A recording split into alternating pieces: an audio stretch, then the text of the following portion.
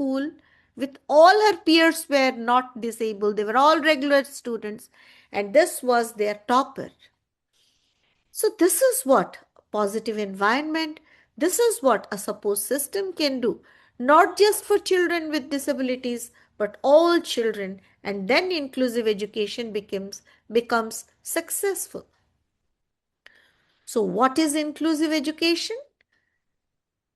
As just now Richard was telling you, it is not keeping children with disabilities out of school, because here in India we have found out many schools who, in the fear of getting punished by the government, are running after school classes for children who have disabilities, or they're running the classes in communities.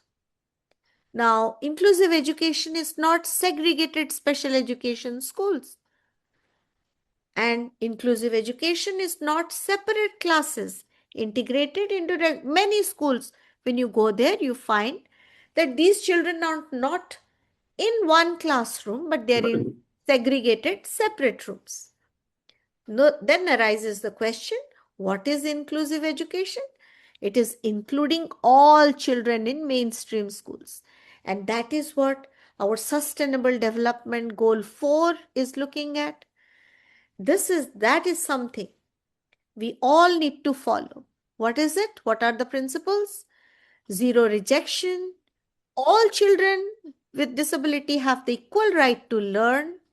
It is the school which has to adjust. Now, this is a problem which many of you will face when you are going to do an advocacy, or when you are going to talk about it to your local authorities. They will tell you, yes, we will admit your child, but please make sure the parents have to they have to make all arrangements. They have to support their child. There, we have to tell them no.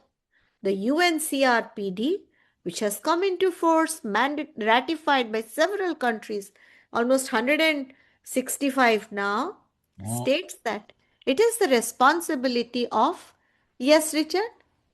So it's nearer to 190, I think, now. So 190 countries who There's have only ratified. 5 countries in the world who haven't ratified. 190. Yeah, thank you. So these schools, it is their responsibility to ensure the child. So this is a practical problem you will face again and again. There you have to be bold, and with your knowledge you have to clarify that.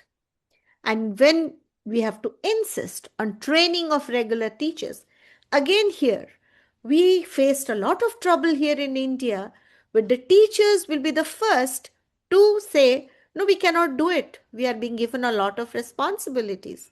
And that is where we have to train them again and again.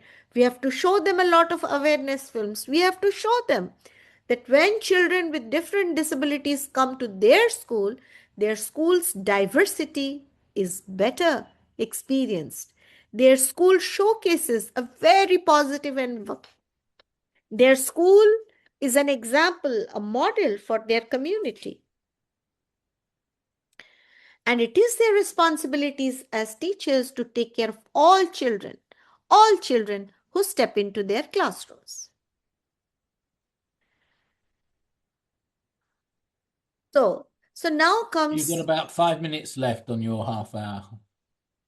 Just 5 minutes. I'll read another 5. I'll just finish in 10 minutes. Well, 10 quickly. minutes. All right. Okay. Well, we need to leave enough time for questions. There are quite a few in the chat already. Okay. Right. Okay. So maybe I'll just quit this film and I will go to what progress has been made all across the world in inclusive education. Now, the data tells a very different story. What does the data tell us? The data says across the whole world, and this survey was done in 140 countries. It shows there has been moderate progress in legislation and policies. And recently, the United Nations released the Disability and Development Report. And this report tells us that in all the SDGs, all the targets, people with disabilities are far below, whether it is employment, whether it is zero poverty, whether it is gender equality, whether it is accessible cities. But there is one target indicator where almost all countries are at par. It is in legislation and policies for inclusive education, ensuring that all our children are in the school, and this is a strong point for us to take forward. But we still have some way to go in data collection, changing attitudes. Yes, if we go by 2012 reports and come to the 2024 reports, definitely attitudes have changed. But there is serious weaknesses in teacher training. Our teachers are still not well trained. Number two, our schools are not accessible. Accessibility does not mean a ramp